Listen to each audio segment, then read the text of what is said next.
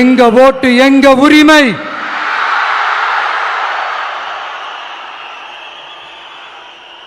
எங்களை யாரும் விலைக்கு வாங்க முடியாது.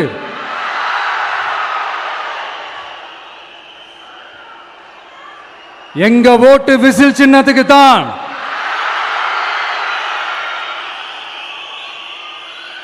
யாரையும் நம்பி ஏமாற மாட்டோம். எங்க வார்த்தையிலிருந்து மாற மாட்டோம். இது நிஜம். தேங்க்யூ.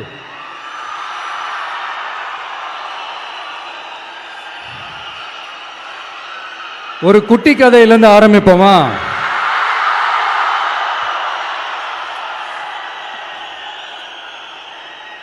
ஒரு பெரிய ஊரு, ஒரு 4 ரோடு ஜாயிண்ட் ஆகிற மாதிரி ஒரு ஜங்ஷன், ஒரு பிஸியான ஏரியா, ஆள் நடமாட்டம் அதிகமாக இருக்கக்கூடிய ஒரு ஏரியா. அங்கே சென்டரில் ஒரு முரட்டு ஜல்லிக்கட்டு காலை ஒன்று நின்றுட்டு இருக்குது. காலில் மண்ணை வீசிக்கிட்டு சீறிக்கிட்டு அப்படியே நின்றுட்டு இருக்குது. யாருமே பக்கத்தில் போக முடியல.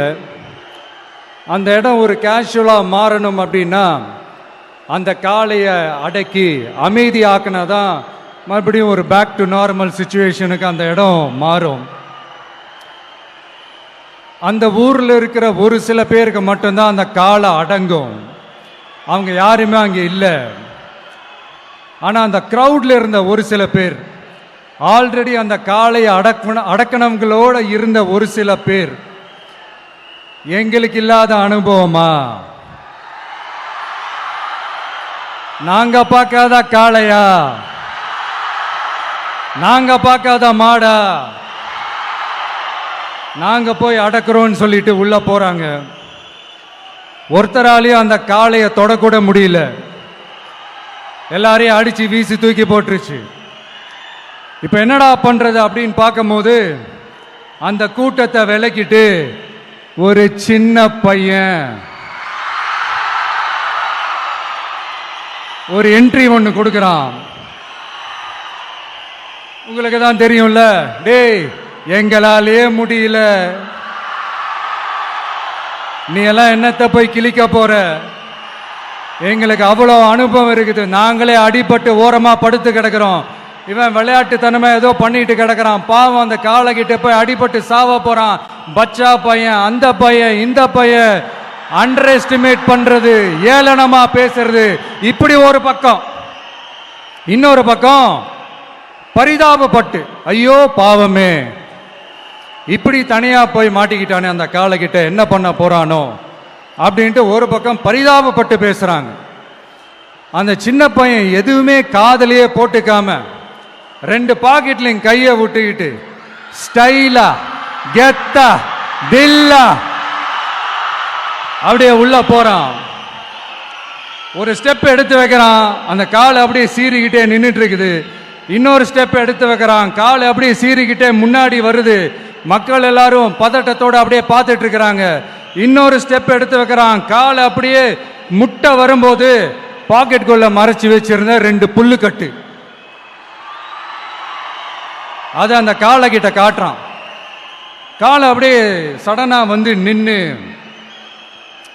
அது மூடெல்லாம் மாறி அந்த புல்லுக்கட்டை சாப்பிட ஆரம்பிச்சிருச்சு. அந்த சின்ன பையனும் அந்த காளையை அப்படியே தடவிக்கிட்டு வரான். காளையும் பக்கத்தில் ஒரு குழந்தை மாதிரி நடந்து வந்துக்கிட்டு வருது.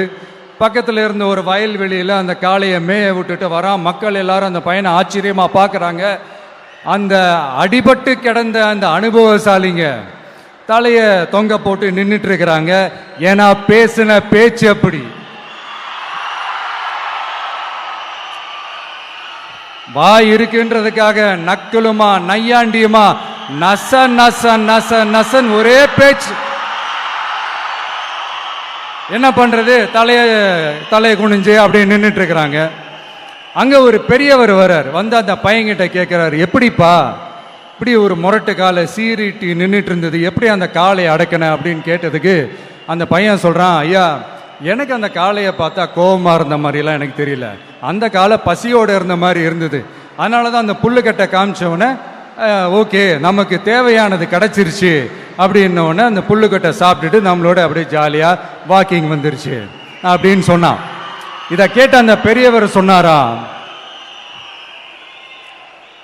இந்த சின்னவங்க பெரியவங்க அனுபவம் இருக்கிறவங்க அனுபவம் இல்லாதவங்க இதெல்லாம் விஷயமே கிடையாது. யாரா இருந்தாலும் அந்த சூழலுக்கு ஏற்ற மாதிரி அந்த சிச்சுவேஷனுக்கு தகுந்த மாதிரி என்ன பண்ணி அந்த ப்ராப்ளமை சால்வ் பண்றான், ஏது பண்ணி அந்த ப்ராப்ளமை சால்வ் பண்றான், அதுதான் விஷயமே, அதுதான் மேட்ரு. ஸோ நீ சூப்பர்ப்பா, என்ன ப்ராப்ளம் வந்தாலும் நீ சால்வ் பண்ணிடுவ அப்படின்னு முதுகில் தட்டி கொடுத்துட்டு அந்த பெரியவர் போறார். இப்போ அந்த கதையில் அந்த முரட்டு ஜல்லிக்கட்டு காலை தான் நம்ம தமிழ்நாட்டு அரசியல் களம். அந்த பெரியவர் தான் நம்ம தமிழக மக்கள். அந்த பாக்கெட்டுக்குள்ள ஸ்டைலா தில்லா கெத்தா ஒருத்தன் உள்ள வந்தான் பாருங்க, அவன்தான்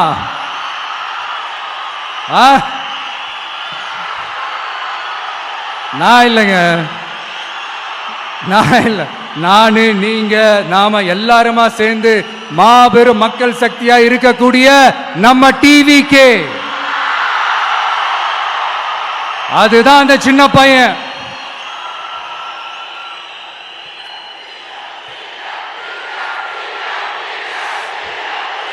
தேங்க்யூ தேங்க்யூ தேங்க்யூ.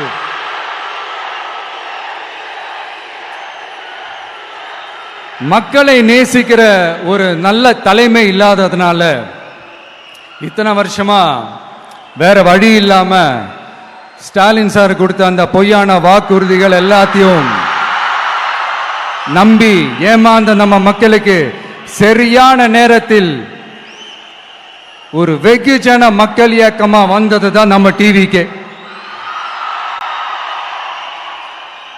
அந்த முரட்டு ஜல்லிக்கட்டு கால கதை ஏன் சொன்னோம், எதுக்கு சொன்னோம், யார் யாருக்கெல்லாம் சொன்னோங்கிறது புரிய வேண்டியவங்களுக்கு புரியும்னு நினைக்கிறேன்.